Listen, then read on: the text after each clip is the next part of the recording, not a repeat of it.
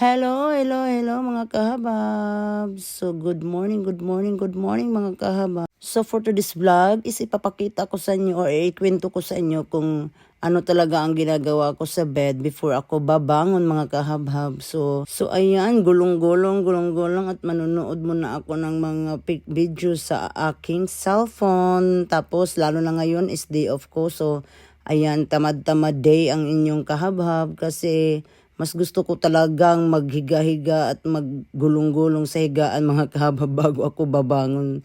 Yan po talaga ang favorite subject ko ever since. Kahit noon pang mga kabataan ko mga kahabab, alam nyo ba, nung nag-aaral pa ako ang pinakahuling babangon sa aming magpipinsan kasi talagang habit ko talaga ang matulog ng matulog. Ang tagal ko talagang gumising. Minsan nga one day, isang umaga yun na talagang ang tagal ko nang gumising. Ako ang pinakamalas. Binisikan pa naman ako ng mama ko ng tubig kasi nga hindi talaga ako nakikinig kahit ginigising na po ako mga kabab. Habit ko na po talaga ang ganyan. Talagang tamad talaga ako bumangon agad lalo na pag wala akong ginagawa. Pero minsan naman pag alam kong may trabaho na ako, so mabangon na ako, pero talagang gusto ko po talagang magpagulong-gulong muna sa bed mga kahabab. Sinong relate ang ganito, 'di ba?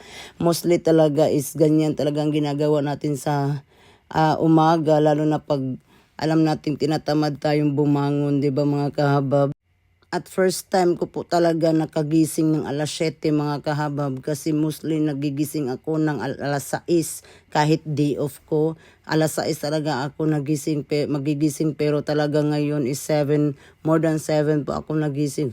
So parang maganda pong aking gising ngayon mga kahabab. Ewan ko ba bakit ganyan ako, hindi talaga ako bumabangon agad pag alam kong talagang wala akong gagawin or day off ko. Pero pag nagutom naman ako mga kahabab, babangon naman talaga ako at kapag oras na talaga ng kainan kasi hindi naman maganda sa atin yung magpapagutom lang tayo dahil gusto lang tayong magpagiling-giling dyan sa higaan, no? Ako talaga yung taong sobrang love ang paggulong-gulong sa higaan, tapos talagang gustong-gusto ko talagang matulog tapos mamaya na naman yung hapon. Giling-giling na naman ako dyan, magpagulong-gulong na naman ako sa higaan. Ewan ko ba? Bakit talagang paborito ko talaga pag wala akong ginagawa. Hindi ko rin talaga alam sa buhay ko.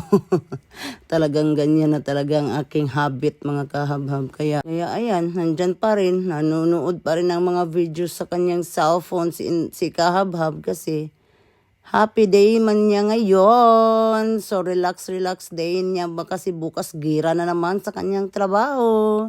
So thank you for watching mga kahabab. Yan lang po muna ng ating kwento kasi wala pa akong maisip na aking i-content for today's day off mga kahabab. Nag-iisip pa yan kung ano i-content ko for today. So have a good day everyone. Bye bye.